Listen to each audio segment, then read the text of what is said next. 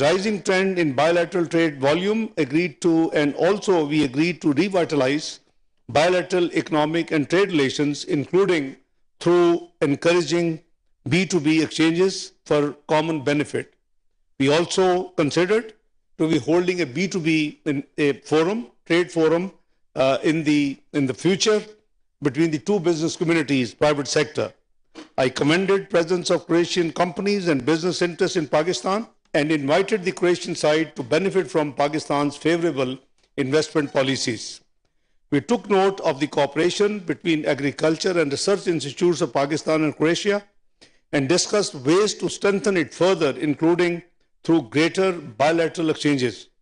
Through His Excellency Dr. Adman, I invited University of Zagreb Indology Department to visit Texla, the greatest cosmopolitan center of learning in the ancient world, which was also one of the foremost intellectual hubs for Sanskrit and Vedic scholarship 3,000 years ago. Excellencies, ladies and gentlemen, connectivity lies at the heart of our vision for sustainable development, regional stability, and global economic integration. Both Pakistan and Croatia are situated at important geographical locations and could utilize their presence and location to untap the enormous potential for growth between the two countries and beyond. I briefed the visiting delegation and His Excellency Dr. Adman on the potential, capacity, facilities and connectivity of our Karachi port.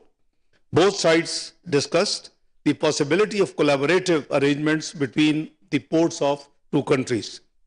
We also agreed to early finalization of various agreements and MOUs under process between our two countries. We discussed also to consider to have the double taxation treaty between us, and we will trigger this process in the very near future. I would also like to take this opportunity to mention that we are working together to expedite the opening of Croatian visa processing facility in Islamabad, and I am grateful that Excellencies has agreed that because our applicants, they have to go to Tehran for visa processing. So I have requested that either some visa process in Islamabad facility or an alternate like Jerry's and all this thing, whatever is convenient. So Excellency has given me very positive response. We believe that this will certainly be a welcome relief to Pakistani applicants of Croatian visa by sparing them the inconvenience of traveling to a third country to obtain the visa, which is at present in place. Pakistan access to the EU GSP Plus scheme remains a cornerstone of Pakistan-European Union economic cooperation and a mutually beneficial framework. We have taken note of the new GSP Plus regulation, which is scheduled to enter into force on 1st of January 2027. I informed my friend and His Excellency Foreign Minister of Croatia that we have already initiated preparatory work for our reapplication in early 2027. Labor mobility was another key area which we discussed in the context of Pakistan-EU relations as well as Croatia on bilateral basis. We agreed to continue work on legal pathways for Pakistan's skilled manpower, stressing the need for combating human smuggling and illegal migration. Both sides agreed that by providing safe, orderly and regular channels for migration, we not only protect the rights and lives of migrants, but also dismantle the illegal model of smuggling networks. Both Pakistan and Croatia share a commitment to multilateralism, the principles of the United Nations Charter, respect of sovereignty and territorial integrity, and the peaceful settlement of disputes. Pakistan actions as a non-permanent member of the UN Security Council for the term 2025-2026 are shaped by our commitment to upholding the principles of UN Charter and advancing the core work of the Security Council. The Croatian side appreciated that Pakistan, as the UN Security Council President in July 2025, convened an open debate on strengthening multilateralism and adopted a resolution on peaceful settlement of disputes by consensus and not by majority, but by consensus. After years, a consensus resolution was passed last year in the UN Security Council when, on behalf of Pakistan, I presided the council meeting. Our two countries remain actively engaged on issues related to UN Security Council, and two sides have strong convergence of views on major issues. Benefiting from our previous experience of working together in international bodies and multilateral forums, both sides affirmed the desire to continue mutual support and consultation at multilateral forums.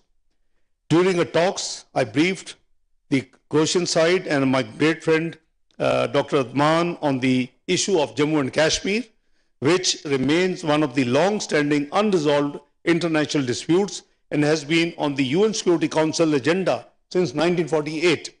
Likewise, I also reminded the issue of Gaza, the efforts made by the international community, including Pakistan and the group of eight Arab and Islamic countries on the sidelines of UNGA, which led to signing of Board of Peace and International Stabilization Force and other actions. But the conflict between US-Iran has actually put the entire process at the back burner. So my idea was that we should reactivate. It's in September. There'll be UNGA 2026 in New York. So we have discussed this subject as well.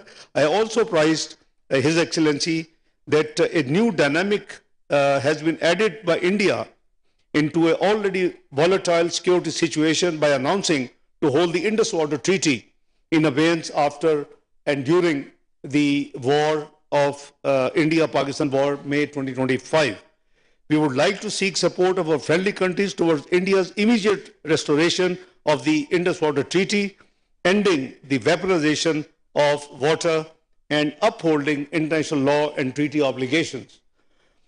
I apprise the delegation on our diplomatic efforts to promote dialogue, de-escalation, and peaceful settlement in the recent US-Iran conflict, which culminated in the signing of the Islamabad Memorandum of Understanding between the two sides on 18th of June. The Croatian side appreciated, I'm grateful to His Excellency for Pakistan's mediation role in the conflict, which had repercussion not only for the region but also for the globe. I briefed the visiting delegation and Excellency the Foreign Minister on the continued presence of TTP and BLA and other affiliates, networks in Afghanistan and the terrorist attacks perpetrated by them against Pakistan.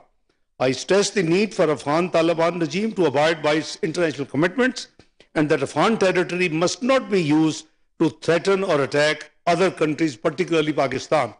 Both sides reaffirmed our unequivocal condemnation of terrorism in all its forms and manifestation, and we agreed on the need for international cooperation to fight this menace and support all efforts together.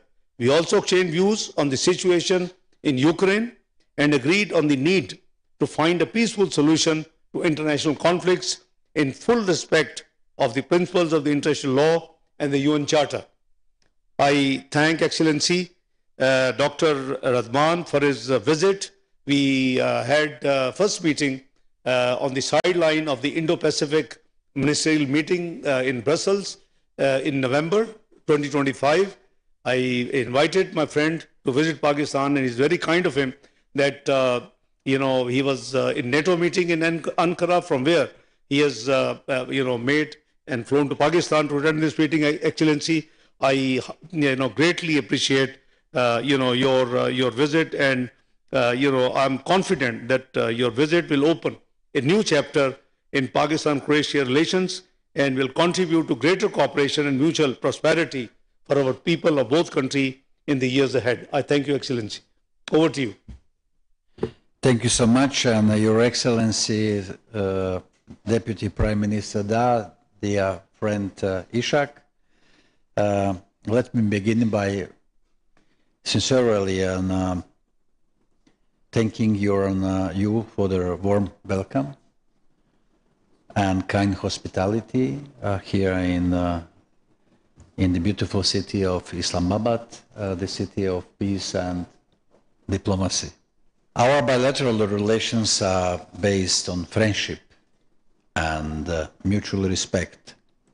And so I hope that this visit will help us intensify our relations, enhance our trade and investment, and explore new areas, avenues of cooperation. I am pleased to note that some of our companies, such as Konchar and Dalekovod, are already present in Pakistan since 1950s and so on, where they supply equipment for your hydropower plants, supporting Pakistan's expanding energy needs. I hope very much this successful cooperation encourages a greater presence of Croatian products, technologies and services in the Pakistani market, especially in the pharmaceutical and health sector, defense, digital, IT, and new technologies, tourism and food production, and vice versa. Croatia welcome the Pakistani companies' investment. Croatia is given its an excellent geopolitical position, has become energy and a hub, and is an open door to the European market because of the vicinity, and we are very close to our neighborhood, the European neighborhood, Slovenia, Austria, Hungary, Italy. Croatia has also internationally recognized expertise in humanitarian demining, as well as solutions that can support civil protection, disaster response, firefighting, and crisis management operations. Our companies have global relevance also in the pharmaceutical and healthcare sector, as well as in the IT sector. With 9 strategic airports and 6 major maritime ports, Croatia can also be a gateway for international travel and cargo. Our railway links with Central Europe support a more resilient transport, energy, and digital connectivity networks. I am pleased that today we agreed a joint communiqué that highlights our shared commitment to further deepening bilateral cooperation. It also highlights our shared resolve to strengthen multilateralism, uphold the principles of the United Nations Charter, and promote peace, stability, and prosperity. We greatly value people-to-people links, and therefore Croatia would like to enable Pakistani citizens to submit visa applications in Pakistan so they don't need to travel abroad to apply. We look forward to the opening of the Croatian visa processing facility in Pakistan soon, and we are grateful for your help in this matter. We welcome Pakistan's active engagement in the work of the UN Security Council and its efforts during its current term to contribute to dialogue, consensus building, and addressing current security challenges.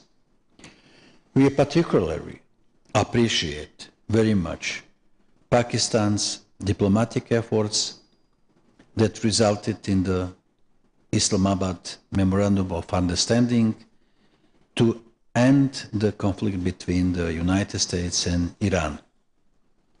Croatia actively supports the participation of women in peacekeeping missions, and so we hope to be able to welcome Pakistani female police officers at our pre-deployment trainings that are certified by the United Nations.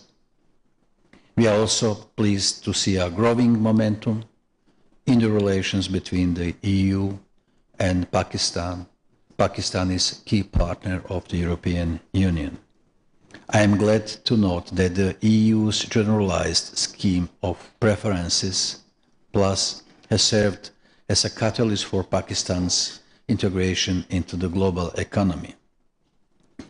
We discussed also the situation in the Western Balkans. It's our immediate neighborhood, and those countries and in the Western Balkans, these countries are in special focus of Croatian attention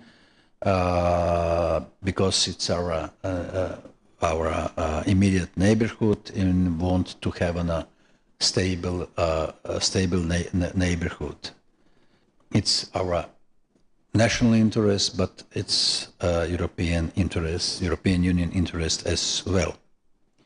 In a closing, let me add that the Deputy Prime Minister, dear Ishak, that it will be my pleasure to host you in Croatia, bilaterally, but also you are the first minister to be invited to the Dubrovnik Forum, which will be held on end of June next year, with an offers and provides an opportunity for an exchange, and this 19th edition and 20th anniversary brought together the participants from even 5 continents.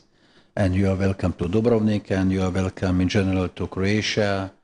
I'll be more than happy to hosting you in Zagreb, in the capital city, and in Dubrovnik, so that we can continue to build friendly relations between our countries. I am really very surprised and so with Islamabad, with your generosity and with your hospitality, and I have to come once again. Thank you. Thank you so much.